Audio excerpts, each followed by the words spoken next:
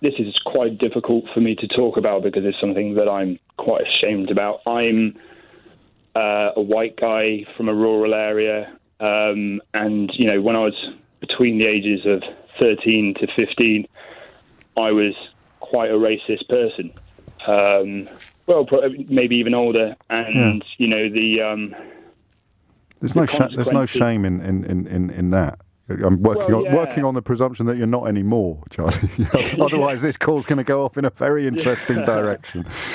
I think I felt compelled to ring in, and I'm actually trying, although I'm a terrible writer, to write about it. And if that goes anyway, then great. But the lack of education that I received on it and the influx of media influence kind of turned me into, even though I had parents who spoke, of love and compassion and, taught very strongly against this, I was a paper boy. And every single day I would read the papers as I was going around.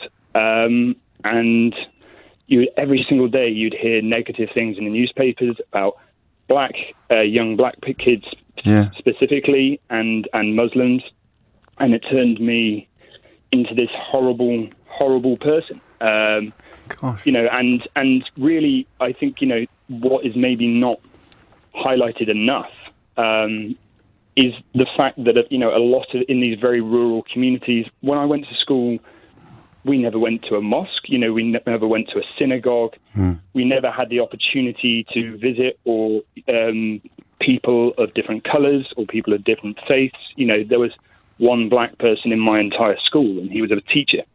So the lack of awareness and the lack of meeting other people, and it was only through, me going to sixth form and then university and actually meeting people and engaging and having conversations. But, I actually have, empathy for some of the individuals, back in my hometown who haven't had the opportunity to No, but this is out. It, Charlie, this is it. And this is why you don't be too hard on yourself, because I realised a few years ago, and doing this job was part of the process, that you were the ripest, you were the low-hanging fruit, you're the easiest. If I want to persuade someone that all the immigrants or all the black people or all the Muslims are coming over to take our jobs or to steal our money then the easiest people to persuade are the people who have next to no experience at all of the individuals that are being generalised about and described. The numbers support it. The areas with the lowest levels of immigration have the highest concerns about the impact of immigration. The areas where we all live happily alongside each other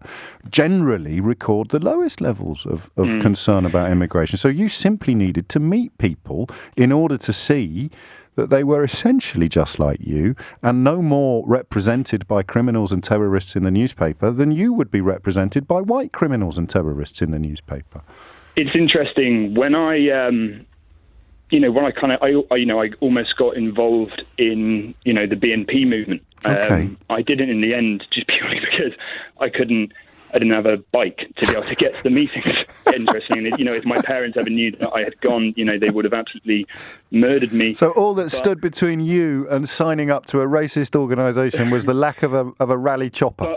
I think it's important to point out why, because I was someone who, I went to, a very underfunded school. Yeah. I got bad grades. And I had zero self-worth, absolutely zero. Yeah. And then this group of people said to me, "Don't worry that that you aren't good in your education.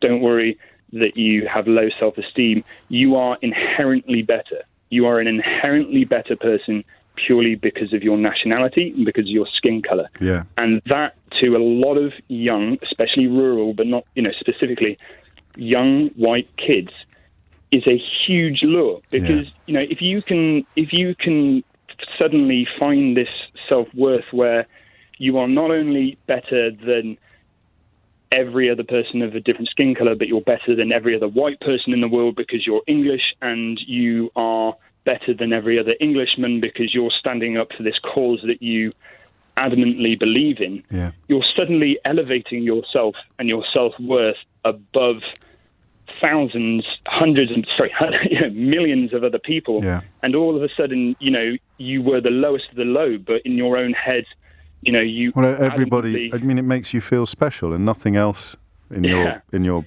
life at that time did make you feel special. Quite the opposite, in fact. Most of it made you feel, as you say, worthless, no self-worth. And someone comes along and goes, "Well, you're better than them." And not only are you better than them, but they're coming for what little you've got. Yeah, exactly. And you got to. I think people are. And I saw it in the aftermath of. I'm actually thankful for the experience in a way, because in the aftermath of Brexit, I can remember going on to Facebook, and all of my, apparently very liberal friends were in a disguise, basically saying, all these working class people are stupid, they're idiots, they're bigots. What people need, and I think it's so important to understand, is that if you haven't been given the opportunity to integrate, if you haven't been given this education that, a lot of my London friends had. Absolutely. How are you to know? And who's going to help you? And where's the corrective? You've got all the people pouring poison into your ear, whether it's conscious or not. The headlines that identify the ethnicity of a criminal, but never the ethnicity of a good Samaritan. Where's the counterbalance to that? Who's whispering in there? Where's the angel on their right shoulder to counterbalance the little devil on their left shoulder, Charlie? I really implore people to, rather than shout racist, rather than shout idiot, rather than shout stupid or bigot, to try and realise that, if you have that privilege of understanding, I have quite bad ADHD. I find it really hard to just sit down and read a book. If you are someone who has the privilege of being educated, you have be aware the of it. duty. You have. I do feel you have the duty to educate other people, and educate other people with one caveat. Charlie, what a lovely call. I'm so grateful to you. I'm very late for the break. It's the only reason I'm moving on. And for people who are prepared to take Charlie's advice, do be aware that even if you do all of the things he says, then the purveyors of poison will still accuse you of calling everybody stupid and racist and bigoted, even when you bend over backwards every day not to, because that's another way in which they get to, continue the brainwashing, keep the poison in the bloodstream.